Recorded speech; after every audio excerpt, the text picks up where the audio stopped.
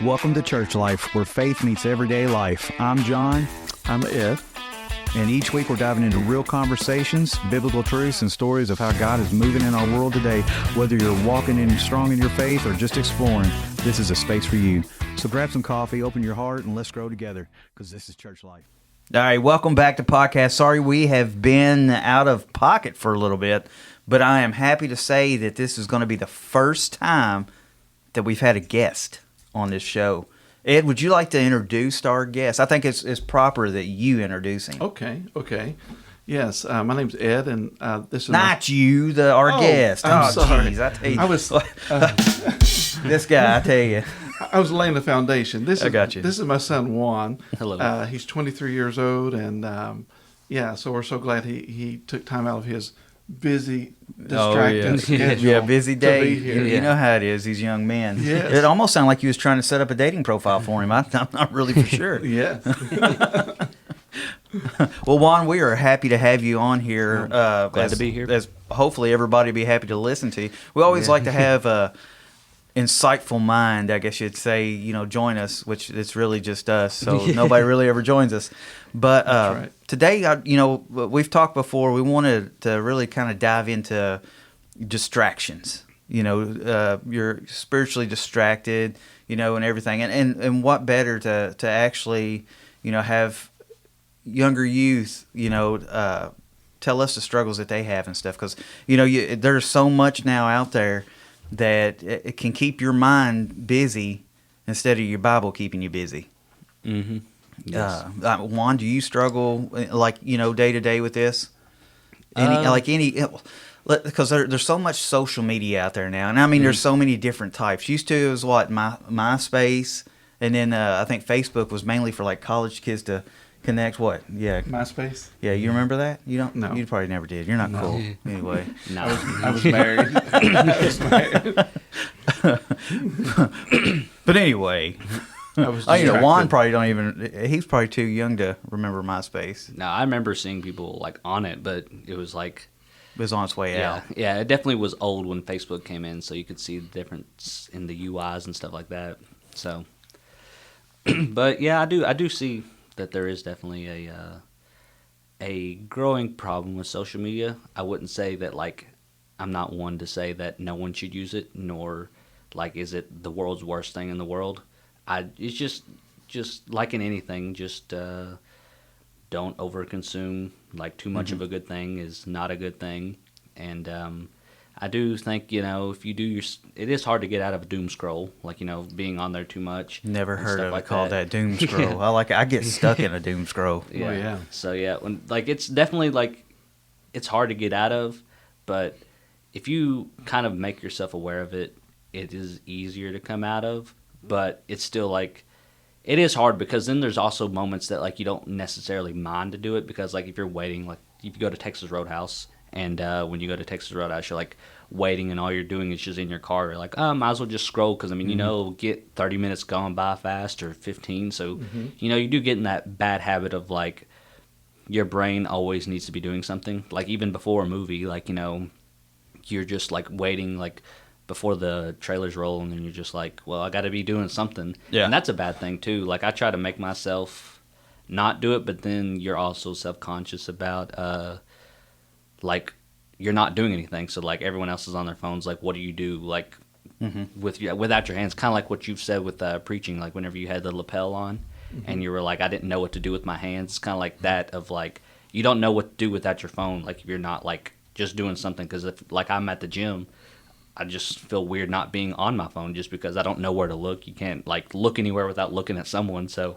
it is definitely a hard line to ride as far as like socially acceptable stuff. But personal, it's definitely you shouldn't probably consume too much media. So basically, we're relying on our phones, our devices, not just phones, but tablets and stuff. Yeah. I guess our devices to actually fill our day. Yeah, fillers. Yeah. Yeah. It's kind of like the fillers of like words, like whenever you get stumbled up, like the and us and stuff like that. Like that's what our phones is kind of becoming, of like the us, like the lulls in between the big moments.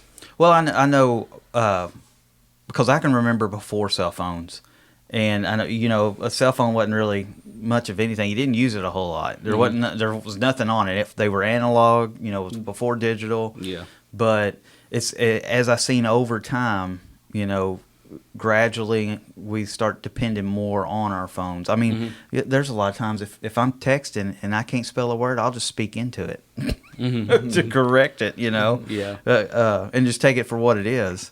But it says right here, Webster says distractions is a thing that prevents someone from giving full attention to something else, and that is, and it's like the internet keeps you distracted at times.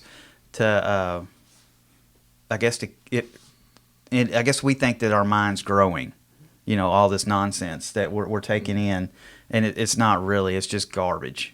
It's junk, like you said. It's just filling our day. Yeah. Yeah, it's definitely like that. Like I can see, like for me, it's definitely there's still like a separation of like what's going on now, like. Kids, like whenever I was growing up, like we definitely did have phones and we had like iPads and iPods, but even then, like an iPod, like if I had it, I could only really use it at home. I didn't have Wi-Fi, so like, and most of the games back then, since they were just coming out with like mobile games, they were all still heavily dependent on like showing you ads and stuff like that, so they wouldn't let you play it without Wi-Fi. So like I was still relying heavily on just like filling my day with something other than my iPod. Yeah. Just because of like, I mean, I'd bring action figures to like restaurants and stuff like that. Like, so like as growing up, like definitely when I got into middle school, it was definitely like I wanted the phone. But like as I was like younger and like, elementary school, like those are the formative years. So like it wasn't as bad. So like now, like I can see that like, oh, I don't need my phone as much. Like I would rather not want it as much. But like, nowadays, like, it's kind of like the thing of the iPad kids of like, you got it. Like, ultimately no parent really wants their kid to be brainwashed by like media and like devices and stuff like that. But then at the end of the day, like that's the only thing that's going to keep your kid like mellowed out as if you're just put on a TV show for them. And it's like, it's a cheat code that like people know. And it's just, I mean, it's not like a bad thing, but it's a hard thing to break. Cause like, immediately when a kid starts crying, a parent brings out their iPad and sits it down. Yeah, like seen it 100 times. Because you can't, and I've been guilty of it myself. Yeah, I mean, and like it's no shame in it, but it's hard to like break your kid off of it because once he wants, I mean, like you see kids like just get on the tablets now and just know how to do anything like right off the rip, and you're just like, how did you know to do that? But and it's no shame in like having your kids do it, but it's a hard line to once again follow.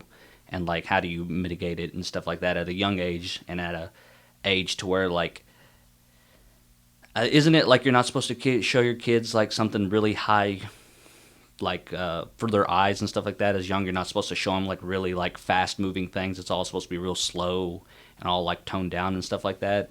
I thought it was supposed to be for like kids, like like cartoons and stuff like that. I thought it was supposed to be slowed down for I kids. have no idea. You've really thought into this. Well, I thought that might be what's wrong with me. Yeah, me too. Well, I just thought that's what you guys used to say as like parents, like like I thought it was like kids are slower, like as far as like the media they consume and stuff like that. Yeah. Like when you watch like kid shows, it was always like a little bit slower paced and stuff like that because like just like swirling. I guess he don't remember Felix the cat and stuff. Yeah. Like I remember like Little Bear and stuff like that, and so like it wasn't like fast paced, but I was just saying like it's just weird now you got like the YouTubers that like all the parents know that like help calm their babies down and stuff like that. I'm like it's not weird, but it's different. It's some of it is fast paced now and I don't think that's great. Full time. I don't think that's great just because like you're also not supposed to sit too close to a TV either. Oh yeah. At least that's what I was told. I don't know if that was true or not. I don't know what kind of truth's in that. Yeah. So outside of technology, what are some other distractions? Well, honestly, we think that a lot of distractions is more recent anyway, but distractions go far back into the Bible. Oh, yeah. I mean, as we read through Mary and Martha, pre-digital. Yes. So I mean, there's always been distractions. It's not just digital. It's not just. It's not just what's on TV, what commercials, what's in your phone, what's on your hand. It's it goes back to simple things. like I said, Mary and Martha is a good example. Instead of spending time with Jesus, was more distracted with trying to make sure the house was clean. And my wife said that would be her, because she would be more worried about, hey, I need to make sure this looks good for company. I need to, I got to do this, got to do that. We got to wash the walls, wash this. It takes the fun out. And takes all the fun out of it, because for everybody. You take, yes, yeah, especially for me. I don't want to do that. I just want to sit and talk. But it does, because then by the time you're able to sit down and enjoy a conversation, you're so wore out or worried that, okay, did I forget something? So that's all you're going to think about. And then to be honest with you, it probably wasn't even noticed. Yeah, and that was preparations for visiting, which is common. But when that preparation goes to the point of, sorry about that, I pulled back. But when the preparation goes to where it is making you lose sight of the importance of that visitation, yeah, because people's not going to notice if your back bedroom was dirty. Close the door. Yeah. They're not going to notice a lot, because they're there to see you. And so we can be consumed with a lot of wrong things and miss the important thing. Oh, yeah. The quality time together. Yep. Yeah. And it's like, I remember when I was a kid, coffee table Bibles. Why were they there? When you had company over and stuff like that. But nowadays we don't really have a whole lot of guests in our homes because we have them on our phones. Very true. Very true. But and then post COVID, it's so odd to have people over to your house. Yeah. But I think we should. It's very biblical to fellowship. Yes. Yeah. It's definitely kind of like that too, of like around my age now, like it's definitely becoming more of like it's easier to like just talk over the phone, and also because it's also easy it's simple, like you don't have to plan something, and it's kind of, you can be spur of the moment of like, and then that's the bad way too, like you just kind of get used to like it being like, oh, like I have an hour of spare time. Obviously if you wanted to hang out with someone outside of your home, it's hard to set up something that only is going to take up an hour of both of your time. Yeah. Sure. Whereas you could just be like, hey, let's just hop in, this FaceTime call or something like that, and you're just like, oh, it's just easy. We don't have to travel. We don't have to like meet up where we only going to talk for like 15 minutes. You don't have to shower. Yeah. Anything. You just Don't even got to fix your hair. You don't even have to put pants on. Yeah, you can just do anything. And then like what you said about like even pre-technology and stuff like that, like you got other things too, of like kind of like a jack of all trades and like a master of none, of just like you do all these things, like even like before cell phones and stuff, and just in today without technology being a distraction, like if you're just trying to do a bunch of things in one day, then you just get wore out and tired like halfway through your day if you don't rationalize your time and stuff like that. He's so smart. He's looking at me. Yeah, like you don't like try to take on too many tasks at once, because like if you say like I want to do 5 things today, more than likely you'll get 3 things done. Yeah, be practical. Yeah, you got to be practical about your time, and then also like, weather and everything mitigates everything. Just kind of like, well, is it, am I going to get hot doing this one thing? You kind of got to rationalize what you do. Do you look for the excuse not to do it than just to do it? Like, oh, well, I don't have time, or it's going to rain, or I thought it was sprinkling outside, or it's too hot, I'll wait till it cools down. Oh, yeah. Or I need to take a nap first, and then I'll be ready to go. So distractions can be bad, but let me pose a question. Are there good distractions? I feel yes. If you're on the opposite side of it, and You distract me. oh, okay. In a good way. Let's say that I'm discouraged or I'm not feeling well, and then a friend comes along and they call you and talk to you, and I'm distracted. I forgot that I was feeling bad. Yeah. That's cool. good. That's cool. Yeah, I guess distraction. that would be a good distraction. What was the definition of distractions? Distraction, a thing that prevents someone from giving full attention to something else. Yeah, so like it's not like a distraction isn't saying that the intention that you're doing is good. So like you could also be like you could be solely on doing something bad, but then something good distracts you from doing something bad. Yeah, exactly. So it's not like saying that like a Yes. distraction is pushing you away from something that's good. It's just something that's on your mind, and what's on your mind doesn't necessarily mean it's good. So Yeah. so I could be Wow. I guess I could be in the mindset of I don't know, like giving someone a piece of my mind, but then like, someone else comes and distracts me and is like, hey, let's maybe not do this, and like that's a good distraction. Oh yeah, you could, and you're on a path to like not exactly, Oh, wow. being And- or showing godliness, I guess. like he's for saying, yourself. can you be that good distraction? If we see falter in our friends or something like, hey, man, Ed's really just been over there. He's stuck in a scroll. What'd you call it a while ago? A death scroll? Doom scroll. Oh, doom scroll. He's stuck in a doom scroll. What can I do to distract him from that in a positive way? And also, Yes. like, if you have like people going through like loss or hard times, like, I mean, people always say, well, let's go distract them from like thinking about this and stuff like that. So like, I feel like it's definitely kind of one of those things to where like the evil distractions overtake good distractions. Yeah. Like there's definitely good distractions. Like if you go to a hospital on a visitation or something like that, you're kind of not there to distract them from, worrying about you're just there to distract them from like worrying about the problem, not like fixing the problem, but you're just kind of like, hey, look, like things are bad, but let's just kind of give you a brief intermission in something that's going on. What a well-spoken young man he is. Very much. Yes. Teresa raised him. She did. She's intelligent. I got the looks, and he got the brains. Oh, there we go. Yeah. Something like that. You're not supposed to agree. Here's the big thing in the Bible. Here's the big test in the Bible. I know you mentioned Mary and Martha, but the biggest thing in the Bible that I see is that the distractions that keep people from doing God's will. It could be persecution. It could be hardships. It could be the task is so big. So think about that. Have you ever been distracted to not do God's will? It's easier to fall into the distractions. You welcome them because it's too big of a task, if that makes sense. Would be too big of a task, or maybe feel like It's a scary task. you're not enough or not good enough to do it. Like Yeah. nobody will really buy into what you've got to say. So you decide to stay quiet. Yeah. You choose to not do the work. Yeah, it's easier to not do it. Kind of like procrastinate. We find reasons to be distracted. We'll pick up our phone. Yeah. Nervousness. Oh yeah, nervousness. Let's say that Anxiety. Yeah.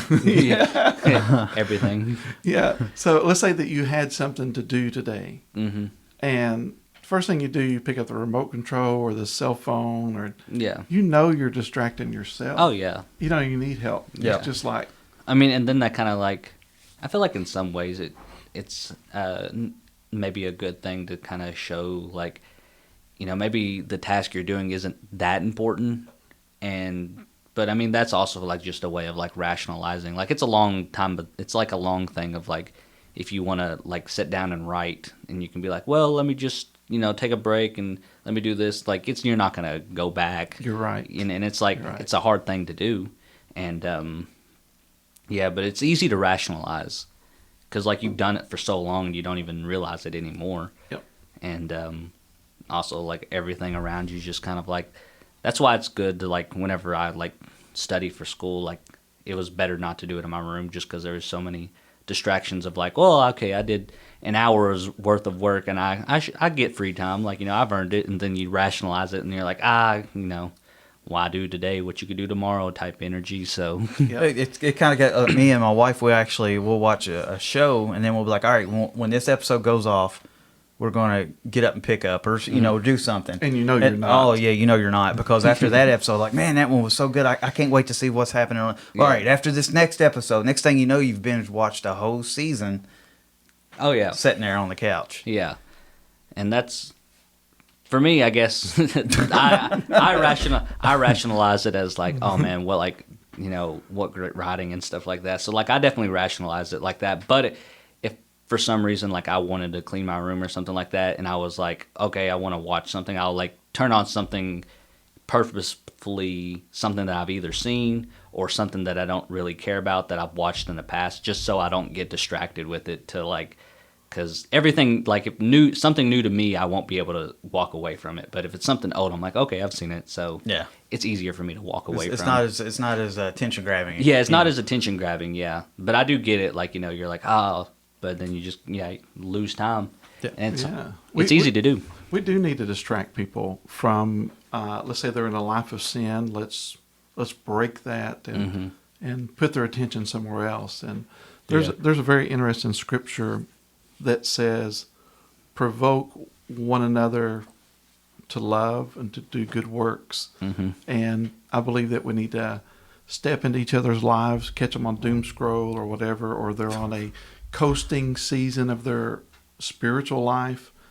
And sometimes we need to step in and say, okay, you've been coasting, you've been scrolling too long, and it's time to get back in the pocket. And I think I think all of us need to say that. Even myself, if I'm coasting on sermon preparation and things, going off of memory versus preparation, which is not the right way to do it entirely. And so we need accountability people to step in and say, hey, I can just kind of tell that you're not putting everything into it like you. Yeah. What's got your attention? Yeah. What's distracting you? What's consuming your time? Yeah. And again, it could go back to not even being. I know we've focused a lot on digital distractions right now, but and that's what plays a lot in the world today. But there are other distractions aside from that could really pull you away from what you're supposed to be focusing on. Yeah. Again, another distraction in biblical times is whenever Jesus pulled Peter out of the boat to walk with him. Yes. He saw the waves. Yep. Yeah. That took his attention instead of Jesus, and then what happened? He got more than his feet wet. It's an old trick. The devil did it in the Garden of Eden. Yeah. Yes. Yeah. Hey, look at this fruit. Yep. So see, see, distractions goes as far back as you can go. Yeah. It's always been there, but it's not a question of, it's not going to happen to me. It's how do I handle it when it does? Or how do you adjust to a situation that has side kickbacks that's distractions as far as I can't do that because of blah blah blah. Yeah. Yeah, and setting like a rhythm is good too, to like kind of break things, or like at least try to maybe have good habits and stuff like that. Like for me was the gym. Like when I started going, like I was like, I got to get in the routine of it. I got to keep doing it. And now like if I like miss a day, or miss an every other day workout, I'm like, man, I miss it. I'm like, man, this is kind of sucks. I don't feel like terrible, but I'm just like, golly. I can't believe I missed another day or something like that. But like putting yourself in like a rhythm, I think helps you too. Because then also like that's how bad distractions happen too. You just you're filling in your time. So then once you fill in your time in one area of your life, it's easy to fill it in another area of your life. And so like you could also like kind of try to trick your brain into like having good distractions and stuff like that. So instead of like while you're waiting on your food and like scrolling through Facebook, you could just sit there and maybe just like, I don't know, just think to yourself, you don't have to be on your phone and stuff like that. You can just kind of like train your mind into thinking like, okay, it's okay not to do this. It's okay not to do that. But it get yourself in a rhythm. So that way, like your first instinct isn't to like, oh, let's go to my phone, or hey, oh, let's go do something else. So and it is anymore. You do it before you even think about it. I mean, if you pull up somewhere early and you're sitting in your car, what do? You grab your phone and start going through it, see what's going on, and then I get stuck in a never-ending cat videos. Yeah. Yes. Yeah. I relate. Yeah. Yes. Well, then I'm starting to, when I am, because I start sending them out to everybody. Yeah. I can't hold this to myself. This is too cool. Yeah, it's too funny. Then you distract me. Yeah, I know. See, then I'm a bad distraction. Yeah. No, it's a good distraction. But yeah, I mean, Hey, we're going to take a quick pause and watch this cat video real quick. Yes. We'll be back.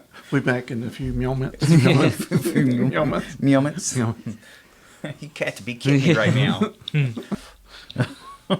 Well, Juan, it has been a pleasure looking into your young, insightful mind. And so many more big words than I do. I've actually had to keep the encyclopedia pulled up over here and keep looking them up, so I know what he's talking about. yeah. Yes. Mine, definitely probably won't be in the dictionary for another 40 years. Probably in the Urban Dictionary. Oh Lord, no, no. There you go. Doom scrolling. That's right. That's right. We've all almost split our phones in half of scrolling all day. So Oh my. Well, I have a confession to make Uh-oh, today. here we go. While I was sleeping, and you warned me not to get distracted while I was dozing, and I had my thumbs on the screen. I literally, not sure who all I talked to, but I changed my cover picture on Facebook today while sleeping. I believe it. And it was, yeah. I believe it. The first picture was me and my sister. And then so I got on there and changed it, and I put family on there. Could have been a lot worse. But, yeah. Yeah. You've been a heard of picture of a- sleepwalking. He sleep scrolls. Yeah. Oh, yeah. Could have been a new picture of a new truck or something. Probably bought 200 chickens to be here next week. Probably. Be backing up to your door. Yeah. Juan, did you order these chickens? All right, guys. I hope everybody's enjoyed this, and we hope to have more guests, and hope to have Juan back on here again with us. Yes, it was fun. I mean, it has been a blast. It really kind of opens up the conversations a little more, and adds another little feedback to it, other than just myself and Ed. Stay tuned for any more updates that we have. Ed, you got anything else to add in? No, it was great. Thank you. Thank you, Juan, for joining us. Oh, no problem. What about you, Juan? You got anything you want to say to the 4 people that listen to us? No, I got nothing else to say. Our family. Yeah, that's it. Well, they're our huge supporters. And sponsors. That's right. That's right. That's right. All right. Until next time, Ed. See you later. See you next week. Adios. See ya. See you.